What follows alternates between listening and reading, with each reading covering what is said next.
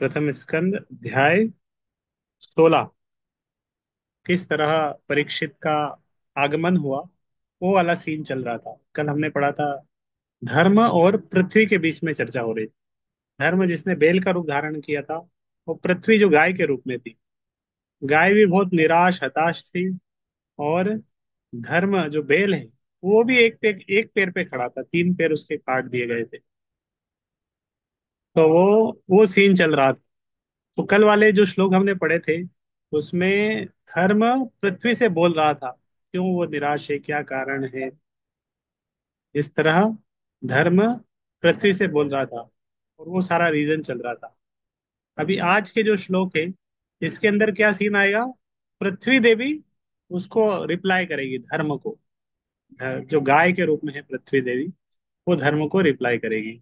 वो प्रश्न कुछ पूछा था, तो प्रश्नों के उत्तर आज से ये श्लोक में आंसर आएगा। हे देवताओं में श्रेष्ठ, मैं अपने विषय में तथा आपके विषय में और उसी के साथ ही साथ सभी देवताओं, ऋषियों, पितृलोक के निवासियों, भगवतों तथा वर्णाश्रम धर्म के पालक सभी मनुष्यों के विषय में सोच रही हूँ। तो धरती बाकी सबके विषय में सोच रही है। मानव जीव को पूर्ण बनाने में मनुष्यों, देवताओं, ऋषियों, पितृलोक के निवासियों तथा भगवत भक्तों तथा वर्णाश्रम धर्म की वैज्ञानिक पद्धति का योगदान रहता है। अतएव मानव जीवन तथा पशु जीवन में जो अंतर है, वह वर्णाश्रम की वैज्ञानिक प्रणाली से प्रारंभ होता है। तो वर्णाश्रम से ही मनुष्य जीवन शुरू होता है।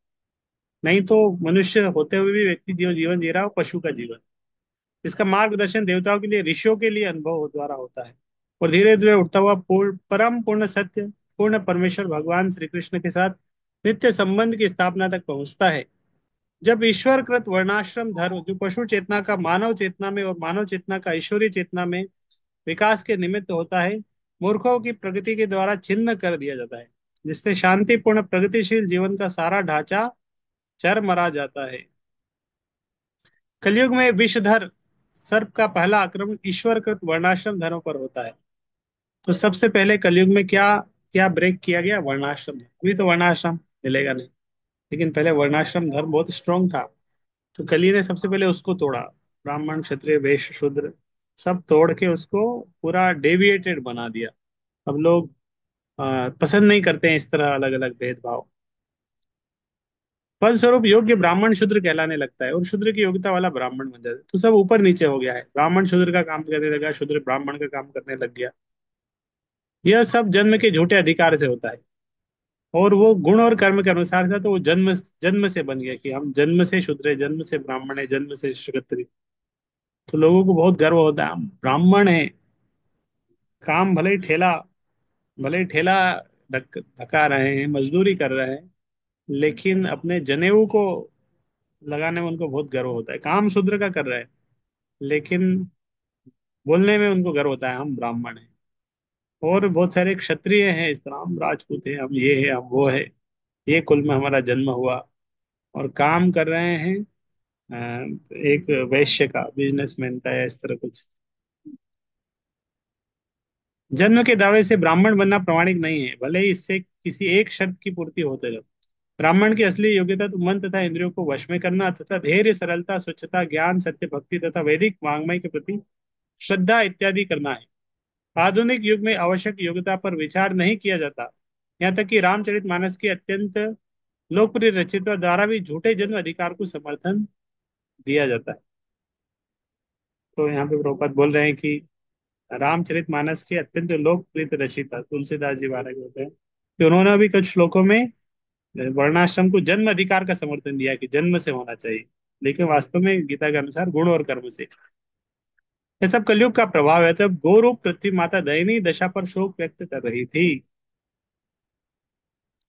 सौभाग्य की देवी लक्ष्मी जी, जिनकी कृपा कटाक्ष के लिए ब्रह्मा जैसे देवता तरस सकते थे, तरसा करते थे, और जिनके लिए वे एक दिन में अनेक बार भगवान के शरणागत होते थे, वे कमल वन के अपने निवास स्थान को त्याग कर भी भगवान की चरण कमलों की सेवा में संलग्न हुई थी। मुझे वे विशिष्ट शक्तियां प्राप्त हुई, जिनसे मैं ध्वज, वज्र, अंकुश तथा कमल चिन्हों से, जो भगवान के चरण कमलों के चिन्ह है, अलंकृत होकर तीनों लोकों की संपत्ति को परास्त कर सकती थी। तो जब भगवान भगवान के चरण कमल में ये सब बने हुए, ध्वज बना हुआ है, वज्र बना है, कमल चिन्ह है, ये सब भगवान के चरण कमल भगवान जब थे पृथ्वी पर तो ये सब पृथ्वी के ऊपर अंकित होते थे। पृथ्वी को बहुत अच्छा लगता था, बहुत सौभाग्य का अनुभव होता था कि भगवान के चरण कमल पृथ्वी के ऊपर है। लेकिन अंत में जब मैंने अनुभव किया कि कितनी भाग्यशाली मैं हूं, तब भगवान ने मुझे त्याग दिया। जब पृथ्वी को लगने लगा मैं बहुत भाग्यशाली हूँ, मेरे पास ये है भगवान के चरण कमल, तो भगवान अभी चले गए। संसार का सौंदर्य तथा ऐश्वर्य भगवान की कृपा से ही बढ़ सकता है, किसी मानवकृत योजना से नहीं। मनुष्य जन्म में भक्तों का संग मिला, इस्कॉन के से जुड़े प्रभुपाद का संग मिला, और भी बहुत सारे भोपाल में रह रहे हैं, भाग्यशाली है। मंदिर के पास है, मंदिर आ पा रहे हैं। हमारे पास मोबाइल है, जूम का कनेक्शन है, जुड़ पा रहे हैं। बहुत सारे लोग पास मोबाइल ही नहीं रहता, डेटा नहीं रह पाता है। एजुकेटेड है हम, बहुत सारे लोग एजुकेटेड भी नहीं होते। तो यहाँ पे पृथ्वी पृथ्वी देवी अपना वो बता रही है कि किस तरह पृथ्वी बहुत भाग्यशाली थी कि भगवान जब थे तो पृथ्वी के ऊपर भगवान के चरण चरण कमल पड़ रहे थे। तो पृथ्वी पर भगवान के चरण कमल थे, तो वो अनुभव कर रही थी। जब मैंने अनुभव किया कि मैं इतनी सौभाग्यशाली हूँ, तब भगवान ने मुझे त्याग दिया। तो जब पता चला हम बहुत सौभाग्यशाली है, समय खत्म हो गया। तात्पर्य, संसार का सौंदर्य तथा ऐश्वर्य भगवान की कृपा से ही बढ़ सकता है, किसी मानवकृत योजना से नहीं। जब भगवान श्री कृष्ण इस पृथ्वी पर विद्यमान थे, तब उनके चरण कमल के विशिष्ट चिन्ह धूलि पर अंकित होते थे, जिस विशेष कृपा के कारण सारी पृथ्वी यथासंभव भरी पूरी रहती थी। दूसरे शब्दों में, नदियां, समुद्र, वन, पर्वत तथा खाने जो मनुष्यों तथा पशुओं की आवश्यकताओं को पूरा करने वाली हैं, अपने अपने कर्तव्यों को भली भांति पूरा कर रही थी। अतएव पृथ्वी की समृद्धि ब्रह्मांड के तीनों के अन्य सभी ग्रहों की समृद्धि से बढ़कर थी।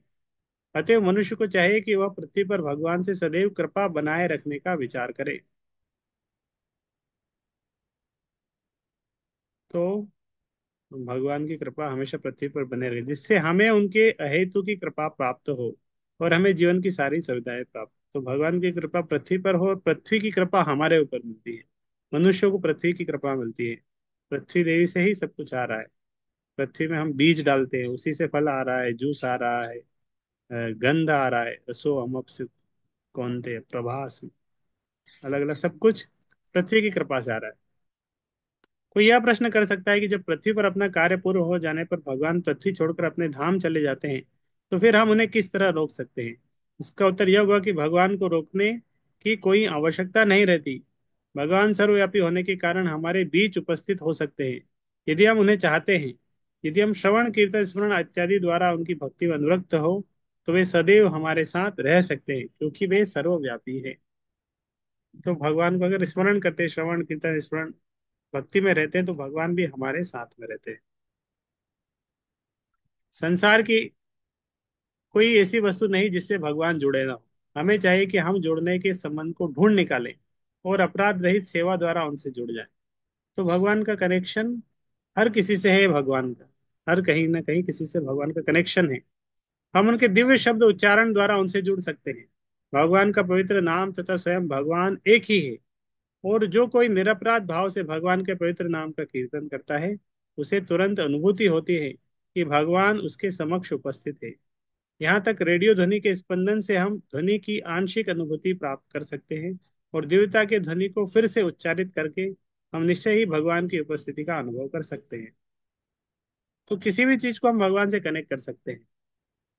इस युग में जबकि प्रत्येक वस्तु कली के कलमश से दूषित है, शास्त्रों का आदेश है तथा भगवान चैतन्य महाप्रभु ने भी यह उपदेश दिया है कि भगवान चैतन्य के पवित्र नाम के कीर्तन से हम तत्काल कलमश से रहित हो सकते हैं और क्रमशः दिव्य पद तक ऊपर उठकर भगवत धाम वापस जा सकते हैं। भगवान नाम का निरपराध रूप से कीर्तन करने वाला भक्त साक्षात भगवान के समान शुभ होता है, और संसार भर में भगवत भक्तों के विचरण करने से संसार के सारे कष्ट दूर हो सकते हैं।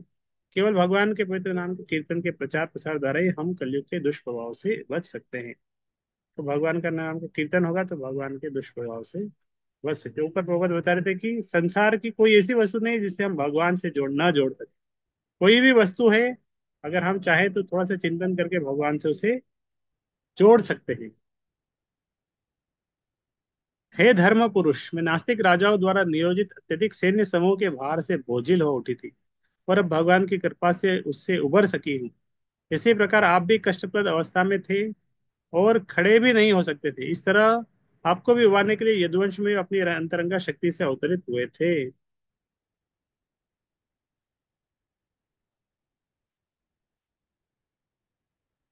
ओके। तो पृथ्वी देवी बोल रही है धर्म पुरुष को कि ये जो जो राजा है, नास्तिक राजा है, इनका भार मुझे लगता है। लेकिन पृथ्वी के अंदर बहुत बड़े बड़े पहाड़ है, कितना कुछ है पृथ्वी के ऊपर, उसका पृथ्वी को बोझ नहीं लगता है। लेकिन पृथ्वी को किसका बोझ लग रहा है? एक जो अ, असुर व्यक्ति है, असुर राजा, असुर व्यक्ति, पाप करने वाला व्यक्ति है, उसका बोझ लगता है। तो अच्छा नहीं लगता, अगर ये असुर व्यक्ति है, पृथ्वी के ऊपर रह रहा है, तो पृथ्वी को अच्छा नहीं लगता है। तो इसीलिए तो बहुत सारे असुर हो गए थे, तो पृथ्वी देवी गई थी भगवान से प्रार्थना करने, बोलते मुझे बहुत बोझ लग रहा है इन सब का। अभी भी ऐसी स्थिति आ गई कलयुग में, फिर से लोग असुर आसुरिक प्रवृत्तियां बढ़ गई। पृथ्वी देवी खुश नहीं है इस स्थिति में। असुरगण दूसरे के सुख को लूटकर भी इंद्रिय तृप्ति का जीवन बिताना चाहते हैं। इस आकांक्षा की पूर्ति के लिए असुरगण, विशेषतया नास्तिक राजा या राज्य के प्रशासनिक अधिकारी, अपने को अत्यंत घातक अस्त्रों से सज्जित करके शांतिपूर्ण समाज में युद्ध कराना चाहते हैं। उन्हें आत्म श्लाघा के अतिरिक्त जीवन में अन्य कोई अभिलाषा नहीं रहती। इस प्रकार पृथ्वी माता सैन्य शक्ति में अत्यधिक वृद्धि के कारण अत्यधिक बोझिल अनुभव करती है। असुरों की वृद्धि होने से धर्मात्मा लोग, विशेषतया भक्त या देवता, दुखी होते हैं। इसी परिस्थिति में भगवान इन अवांछित असुरों को नष्ट करने तथा धर्म की पुनः स्थापना करने के लिए अवतरित होते हैं। भगवान श्री कृष्ण का यही उद्देश्य था, और इसे उन्होंने पूरा किया।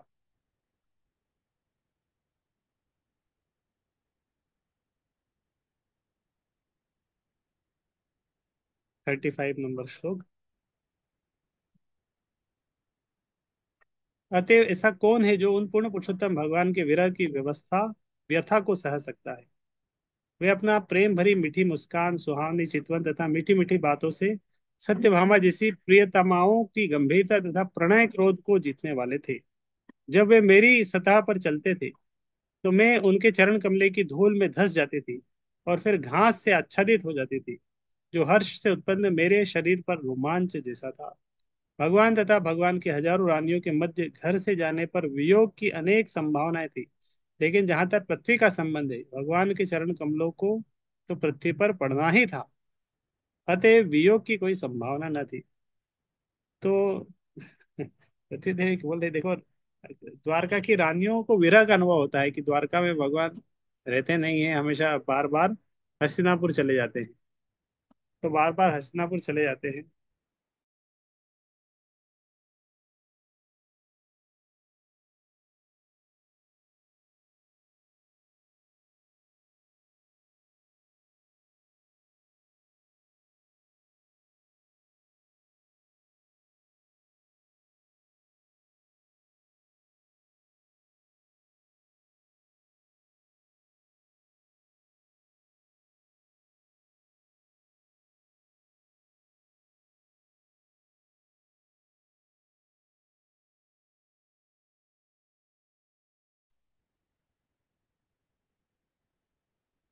हरे कृष्णा प्रभु जी। आवाज नहीं आ रही।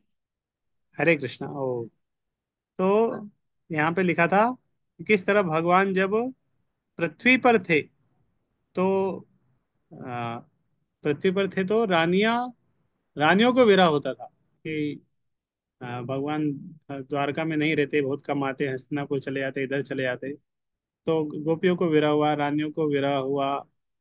लेकिन भगवान कहीं भी रहे, वृंदावन में रहे, हस्तिनापुर, द्वारका, कहीं भी रहे, रहेंगे तो पृथ्वी पर, चरण कमल हमेशा पृथ्वी पर। तो पृथ्वी देवी वही बोल रही कि मुझे कभी वो विरह का उत्पन्न नहीं हुआ था। जब भगवान पृथ्वी पर थे, उस समय मुझे विरह का अनुभव नहीं होता, क्योंकि रहते तो पृथ्वी की सतह पर हमेशा, चरण कमल वहीं पे पड़ते थे।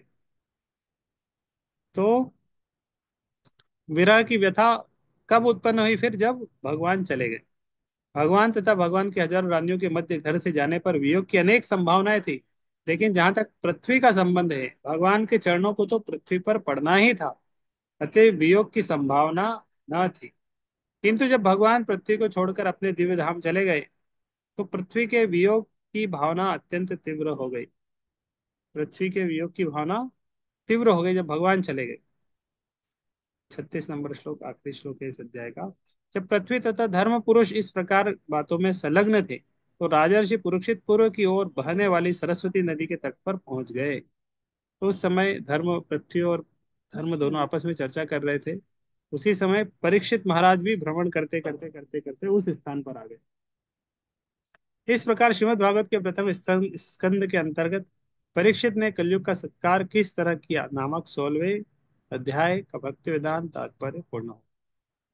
17वां अध्याय, 17 अध्याय कली को दंड था, क्योंकि परीक्षित महाराज उस स्थान पर आ गए। उस स्थान पर अभी धर्म है, बेल है, गाय है, कली भी उधर है। राजा के वेश में कली उनको सता रहा है, कली भी उधर है। परीक्षित महाराज भी आ गए। चार चौर चार लोग इकट्ठे हो गए। तब क्या होगा? कली को परीक्षित महाराज दंड देंगे, फिर कुछ पुरस्कार भी देंगे। रहने के लिए थोड़ा जगह तो देना ही पड़ेगा। तो दंड देंगे, पुरस्कार देंगे। ये 17वां अध्याय है।